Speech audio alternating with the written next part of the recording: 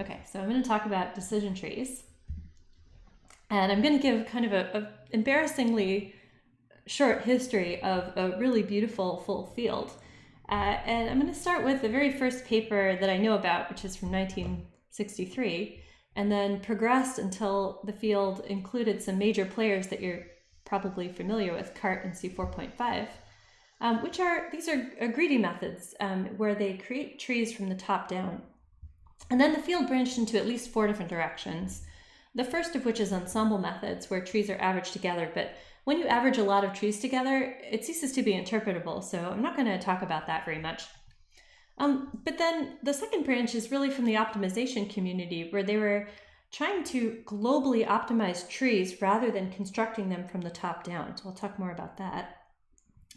And then the third branch there is a very statistical branch, where they figured out how you can do the splitting for the trees so that you can achieve different statistical purposes. Like you can try to keep these trees to have less bias, or that you can handle missing variables or things like that.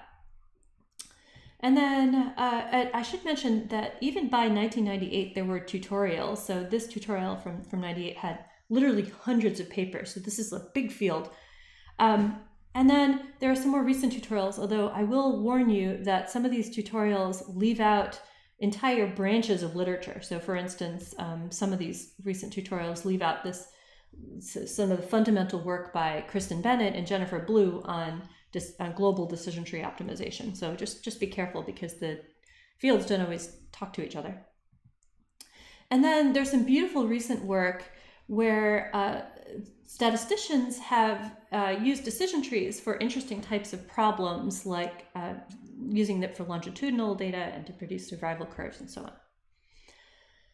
Okay, now, as I mentioned, there's a few different perspectives on the way decision trees should be constructed. And in particular, the 2 branches, the optimization branch and the statistical branch, really differ on the way that you construct these trees. So let me talk about what the statistical branch kind of does and what CART and C4.5 do. So the decision trees algorithms, they've been popular since the very beginnings of machine learning.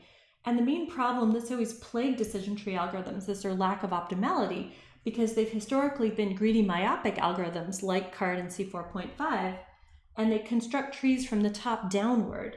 And then they greedily prune them back afterward. And the problem is that if a greedy tree chooses the wrong split at the top of the tree, there's no way to undo it. So it ends up sort of wasting computations later down in the tree to try to undo the problem it made at the top.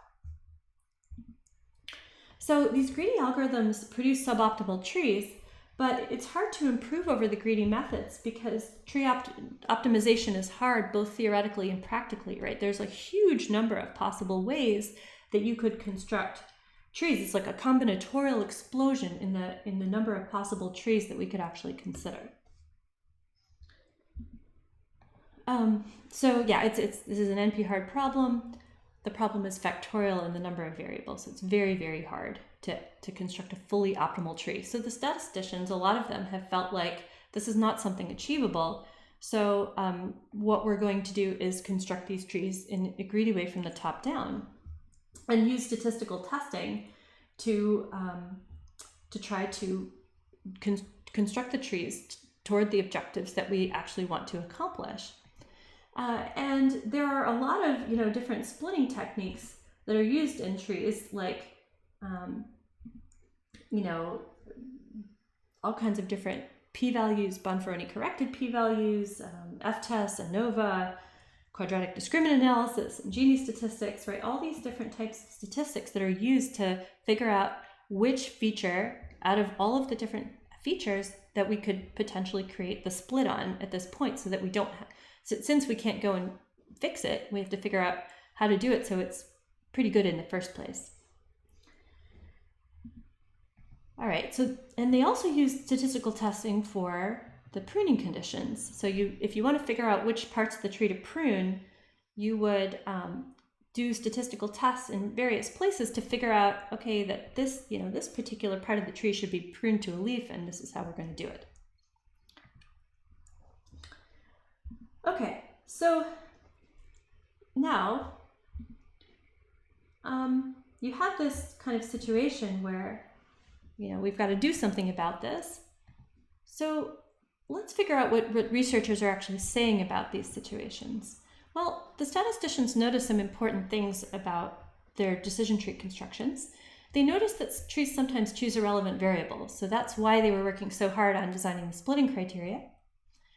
And they also noticed that trees were sometimes 10% worse than ensemble methods. So that's bad. And it could be because, again, of the greedy splitting that you're going to lose accuracy.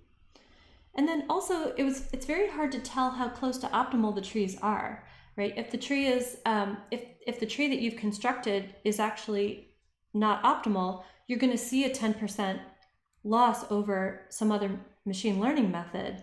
And you can't tell whether that loss in accuracy is because you're using a tree, like it's the wrong form of model, or simply because your tree was badly constructed because it was constructed from a greedy method.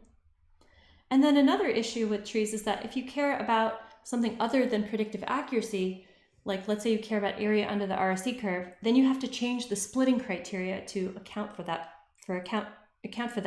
differing objective, right? So there's a lot of engineering that can go into the splitting and pruning conditions.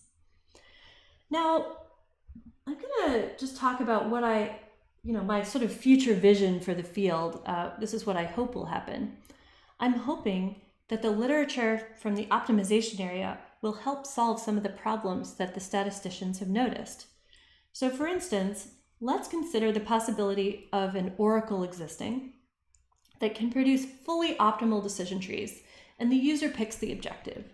So the user picks whatever performance criteria they want. The user says, I'd like to regularize with sparsity to try to make the tree interpretable and help it generalize better out of sample. And then if we have such an oracle, then it's possible that some of the problems the statisticians noticed would go away. So for instance, the fact that trees sometimes choose irrelevant variables, well, that'll go away if you globally optimize a tree because it'll eliminate that irrelevant variable. And then also the performance issues would hopefully potentially go away because, if there's a 10% performance gap from the tree you're getting with a greedy method and the tree that you would get if you fully optimized it, well, hopefully that performance difference will go away. And then also this oracle hopefully should come with a guarantee of optimality or closeness to optimality. And so that would solve that issue.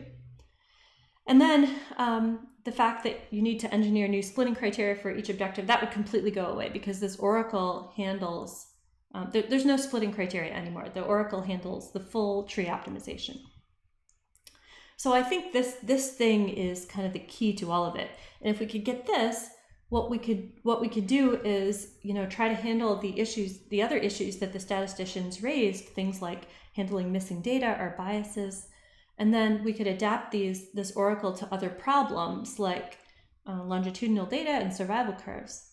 And then maybe, down the road, they could be adapted to ensembles, although it seems kind of strange to adapt them to ensembles because then you lose the interpretability. But you could adapt them nicely to Bayesian trees, right? Bayesian tree methods often they sort of MCMC around local optimal trees, and this oracle might send you to a globally, a global optimal tree, and then if you wanted to do something Bayesian, that would be a good optimal to sit in and walk around near. And then, if the oracle couldn't extend to larger data sets and larger problems, well, maybe we could use some of the splitting criteria and build them in as heuristics to help reduce the size of the search space, and then use the oracle in conjunction with the splitting and pruning criteria. Okay, but the key to all of this is having this oracle. So the oracle should solve problems like this optimization problem I have here. So minimize this combination of training error with regularized by the number of leaves in the tree. Okay, so let's talk about the approaches that have been created for this problem. There have been several, actually. but not exactly all of, not all of them are that useful. So for instance, there's a lot of work on genetic programming and trying to use neural networks to build decision trees that are optimized. But the problem with them is that there's no optimality gap. You don't know how close to optimal the tree is that came from these algorithms. So they have kind of similar problems to the greedy methods. There's other work in using satisfiability solvers, but those rely on the data set being completely non-noisy. Like you can't have any noise in the data set, and the data has to be perfectly separatable. And I don't know any data sets like that. And then there's another body of work that's theoretical in nature, where they assume the problem doesn't exist. So they say, well, if the data satisfies these conditions, then we can use greedy methods because greedy methods will give us an optimal solution. But those assumptions are not realistic.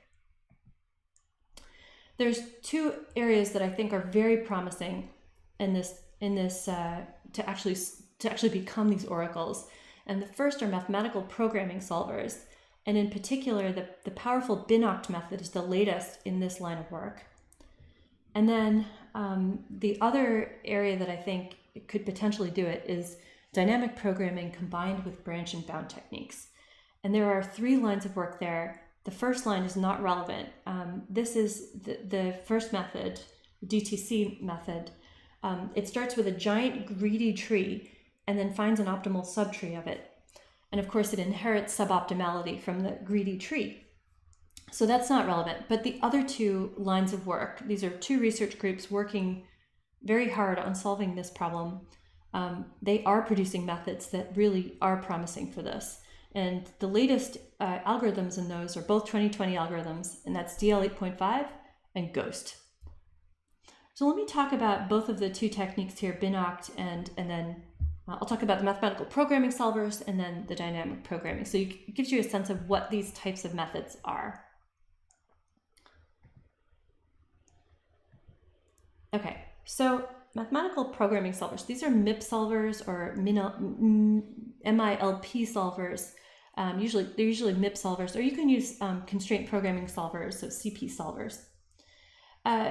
In any case, to use these solvers, these are sort of generic solvers, you have to formulate the whole thing as a linear program, a mixed integer linear program. And the way you do that is you make all objective, the objective and all the constraints linear in the decision variables. And the decision variables, though, they can be either ranges in continuous space, or they can be binary, or they can be integers. And you're probably thinking, well, decision trees is a very nonlinear problem. How do you write that as a linear program? And the answer is it's actually really complicated. Binoc's papers is very hard to read. It's really complicated how to transform this optimal decision tree problem into something that's amenable to mathematical programming. So the pros of this type of approach are that it's very flexible. You can just put any linear equations in there and you say go, and the solver solves it. And also the solvers improve over time by themselves because the companies that design the solvers keep working on them. And so your problem can get easier to solve by itself over time just because the solvers get better over time. And also if you're somebody who's familiar with MIP, it's easy to add extra constraints in. On the other hand, if you are not familiar with MIP, then it becomes very tricky to understand what these mathematical programs are doing and to be able to incorporate extra constraints. In fact, before the binoct formulation came out, many groups who are experts in MIP tried to construct optimal decision tree formulations, and those were really much worse than this particular formulation. So it's even hard for experts to create them. And then also you need a commercial license to run these pieces of software. You can't work with the free versions because they're not nearly as good as the commercial versions. And right now the only commercial versions that are good are Cplex and Gurobi. And if you're in an educational institution, you can get a free license, but if you're not, then you can't. So it makes your software that you develop not useful for everyone. And then also because the solvers are designed for many different problems, they can be slow for many problems, and they are slow for decision tree optimization. So let me talk about the dynamic programming and branch and bound methods. So here you start with the full data set and a naive label. So here's our full data set and our label is blue. We're predicting blue for everybody. And then here what you do is create every possible single split. So these algorithms essentially try to enumerate the whole search space, sort of. They actually enumerate the whole space, but they try to eliminate parts of it so they don't have to search it.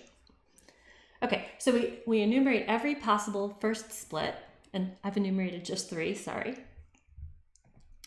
And then for each first split, you enumerate every possible second split. And you keep doing that until the subproblems get smaller and smaller.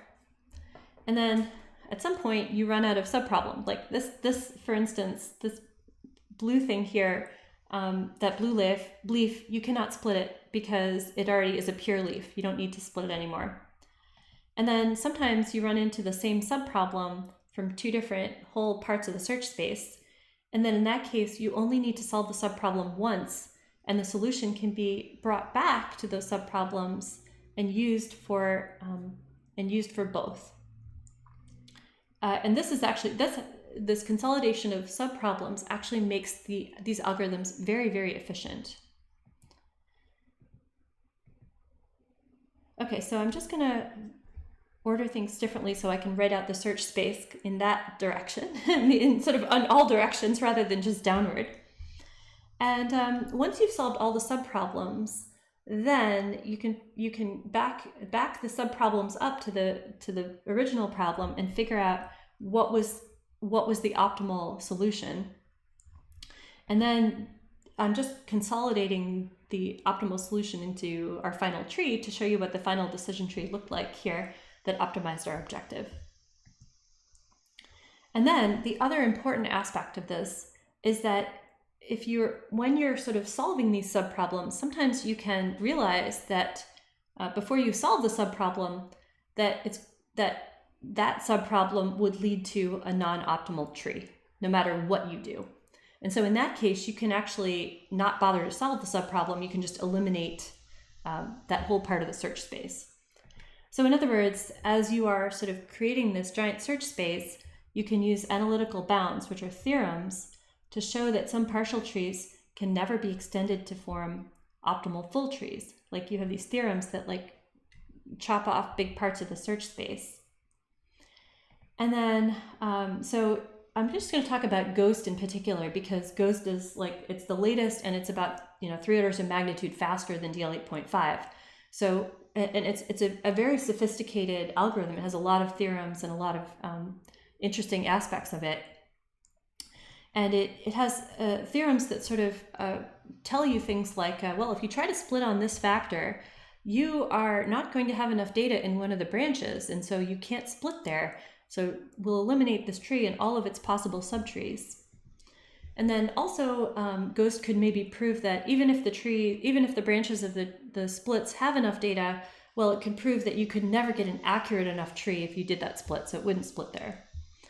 Or it could prove that if you did split, then you would have too many leaves for the accuracy that you currently have, and so therefore it would never make this additional split. So it has a whole bunch of theorems like this that kind of work together to reduce the size of the search space. Now, GHOST is actually designed to optimize any loss function that is monotonically increasing in the number of false positives and false negatives.